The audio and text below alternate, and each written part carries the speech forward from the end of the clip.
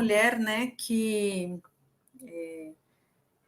quer se realizar profissionalmente, por exemplo, uma mulher que vem de uma família onde a mãe era dona de casa, onde a mãe não teve voz, não teve espaço, então essa mulher vem, né, com a decisão forte, muitas vezes, de fazer não só por ela, mas pela mamãe que não pôde ter esse espaço que ela tanto queria lá atrás. Isso acontece muito, isso a gente chama, dentro de um trabalho com fundamentos da filosofia sistêmica, uma mulher que, por lealdade a essa mamãe, ela vai atrás, então, da sua conquista profissional. Ok, tá tudo certo.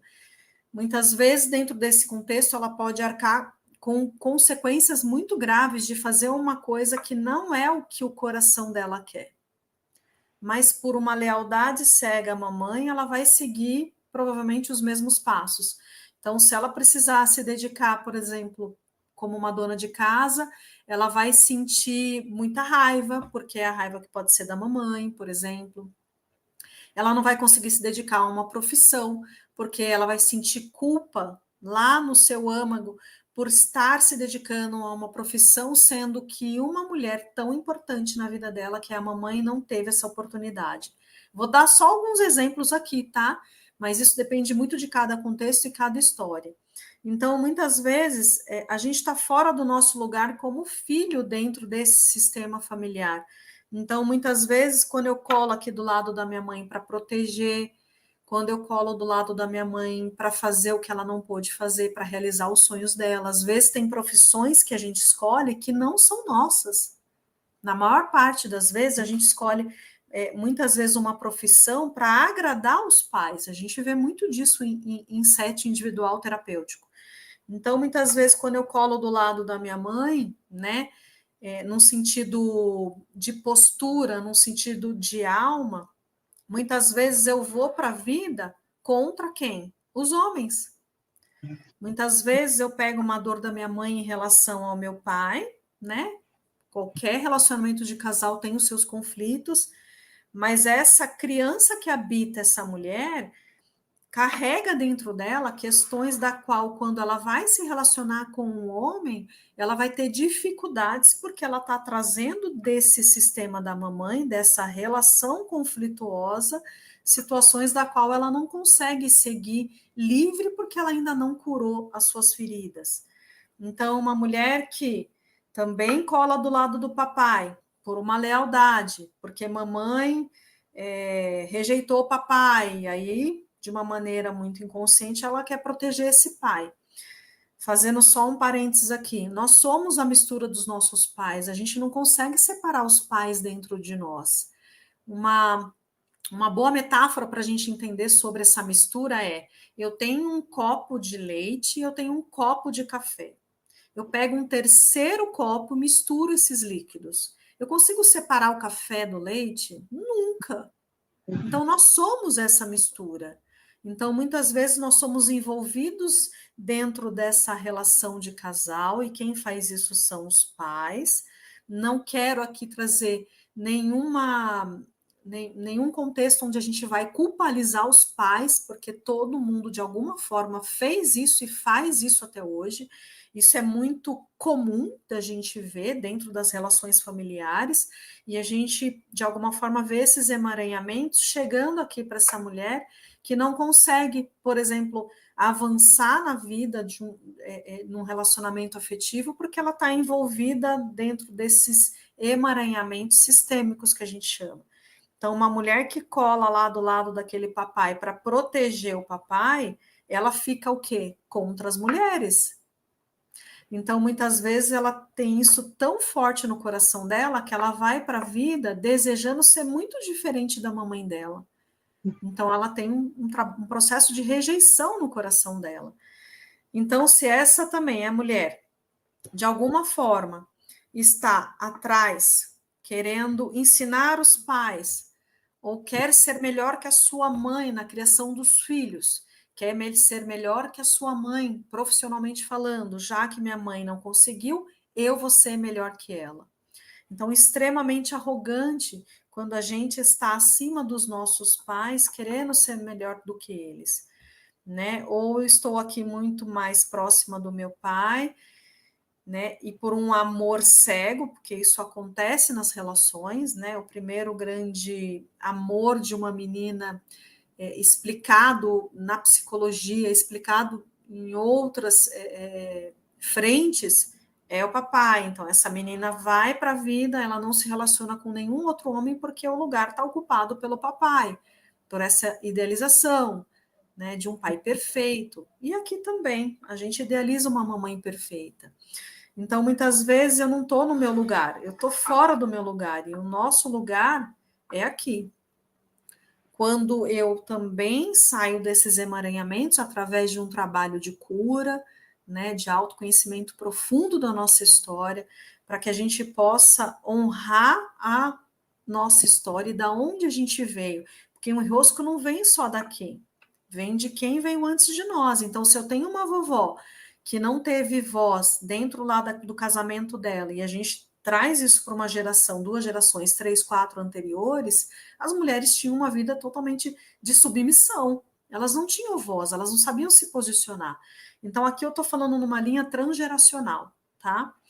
Outra coisa super importante, né? Então, dentro da fase de desenvolvimento de uma criança, do 0 aos 7 anos, a primeira infância, é muito comum a gente ter vivido situações, né, ou eventos que foram traumáticos na nossa vida, e a gente registra isso, talvez como uma crença muito forte, e eu vou para a vida, né, com essas feridas abertas. Então, a gente pode falar aí de 5 feridas emocionais, da qual essa mulher pode seguir na vida dela sem saber o quão ela precisa se curar dessas feridas para poder avançar na vida dela profissional, na vida dela afetiva, realização financeira e todas as áreas possíveis da vida dela. Então, quando a gente fala das feridas emocionais, a gente está falando da rejeição, do abandono, traição, humilhação e injustiça.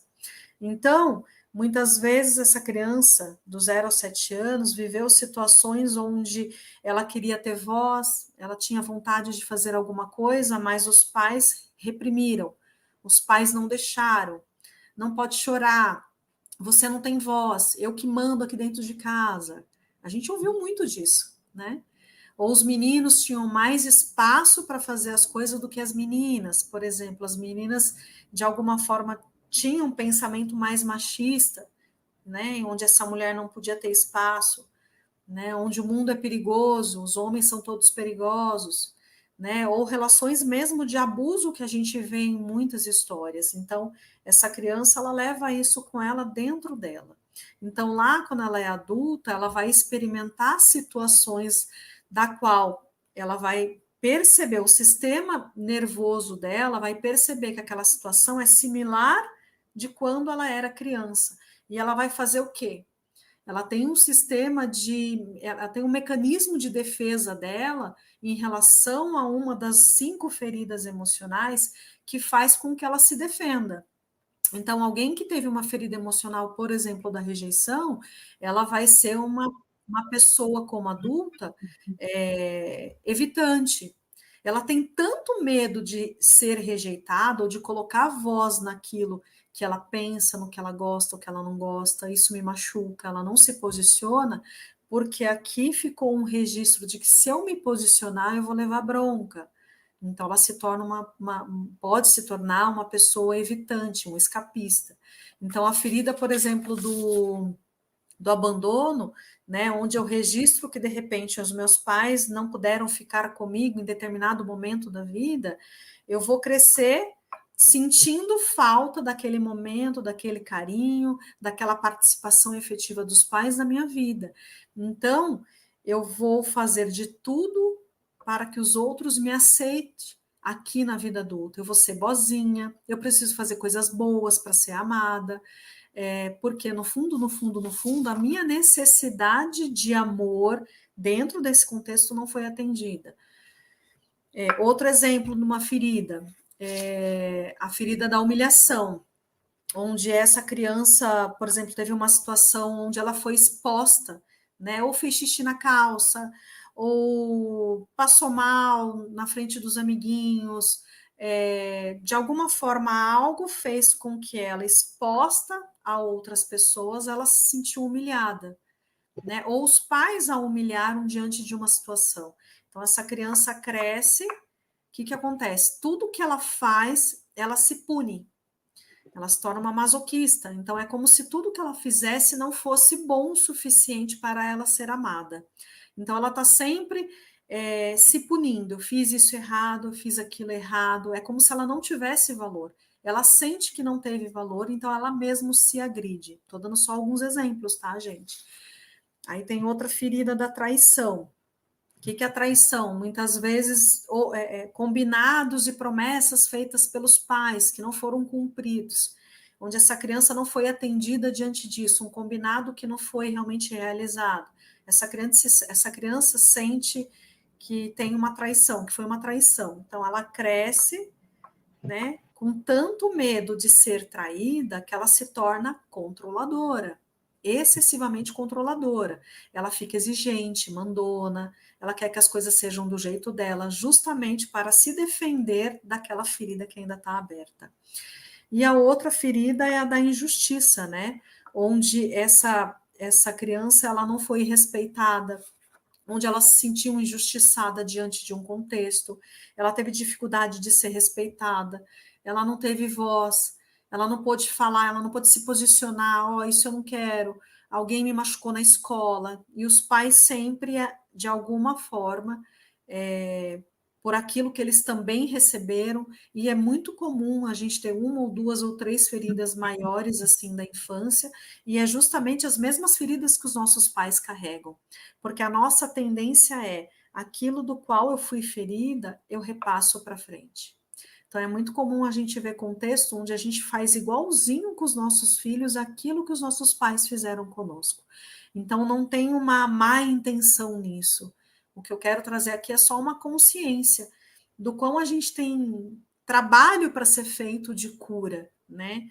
E profundo, é bem profundo, porque para cada ferida emocional, por exemplo, a gente tem um passo a ser dado, demanda de um tempo, é um processo, né? Então, nessa última aqui da humilhação, desculpa, da injustiça, por exemplo, a criança interna se sentiu tão injustiçada por conta desses eventos que fez com que ela tivesse dificuldade de se expressar. Então, ela tem dificuldade de falar, ela tem dificuldade de se posicionar. E a gente vê muito isso em pessoas que estão palestrando, a gente consegue ver isso. A gente consegue ver isso quando a gente faz uma pergunta para alguém e a pessoa fica constrangida, né? A gente percebe isso, o corpo responde a isso o tempo inteiro, né? Nosso corpo é muito sábio, então nosso corpo tem todos os registros de tudo que aconteceu na nossa vida, né? Então, essa habilidade, a acuidade perceptiva de olhar para um cliente e entender que ele está com aquele conflito e trazer isso para a consciência dele, já é uma oportunidade da gente começar a avançar num trabalho de cura.